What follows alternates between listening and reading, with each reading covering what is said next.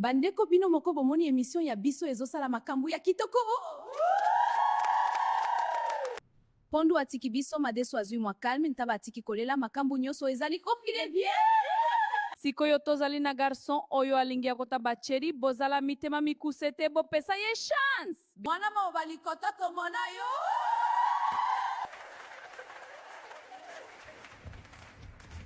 Wow. Nzambe azwa penza tango ya ekosala yo. Merci.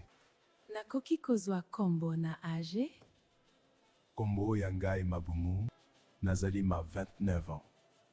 Bopasola babalo ya bino, Mabumu oyo azali ya ngai, bomeka kutu te! Sia, kaka po olobi bongo nakosala tout Mabumu akoma ya ngai.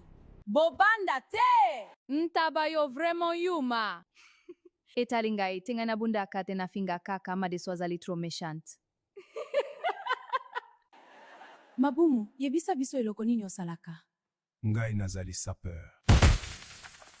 Ozali pe baguti ya ngai te na sepeli. Esu yo ndenge nazali baguti ya mibali nyonso. Nani akosa yo? Alobi ozali guti ya ete. Kanga munoko ya solo wana. Namoni pondo na mipanzi babeti obiente ko pesa ngai kanda te.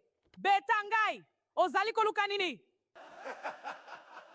Boyo kaka te pourquoi? Baloka bino, yango wana bozali kotula. Ba ombese! Banani yango bazalaki awa avangai bino nyonso kakanda vraiment. Koki pe bango te, yebisa biso lingaka mwasi ya ndenge nini?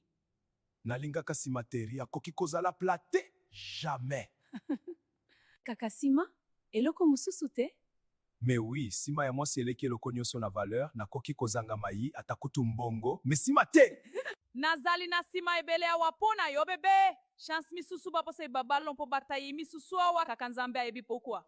Siko wanofingi nani? Kombo ya fille oyo ezali nini? Makemba. Nalingi Makemba baluka alakisanga eloko azali kokumisa. Ke Makemba, oyoki ye, ondimi obaluka pona Mabumu? Wana problème te bébé. Madeso asomba nzoto. Me ya ngai ezali naturel. Nzambe na babai! Sia! Eloko nini ya malongo omoni? Tala ngai bien yo kutu nzoto ekuba nyama na yo. Okoka koswana te, kamtumba! Suki esila te. Mbongo ekoka kite ma chéri. Mobali nini akopona mwasi lokola yo? Yo pe ebaki okozala awa lelo. Il fallait osilisa suki. Olobaki sima eleki eloko nyonso na valeur. Okosaki? Mawa! Nakosaki te, sima ezali très important, mais soki ozali kozwa so ya suki te, nandimi te sima ezali propre. Bebe awa kaka propre na propre.